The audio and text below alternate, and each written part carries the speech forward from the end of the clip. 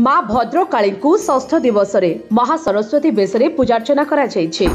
पुराण वर्णित प्रसिद्ध शक्तिपीठ भद्रकर अधिष्ठात्री देवी माँ भद्रकाली को सप्त मातृका बेश मध्यरु गतकाली षष्ठ दिवस महासरस्वती बेश पूजार्चना कराଯାଇଥିଲା।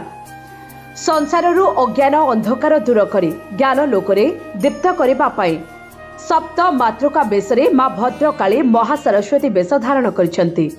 मांकर एही बेश दर्शन कले महाज्ञान प्राप्ति होइथाय। तेबे मांकर एही महापूजा उत्सव अवसर में पीठरे विश्वशांति महायज्ञर आहुति प्रदान सहित सत चंडीपाठ वेद पाठ नाम संकीर्तन सह भागवत पाठरे आध्यात्मिक परिवेश सृष्टि होइछे। तेबे माँ भद्रकाली एही दुर्लभ बेश दर्शन निमित्त श्रद्धालुंक गहली लागी रहितला। ब्यूरो रिपोर्ट प्रयाग खबर।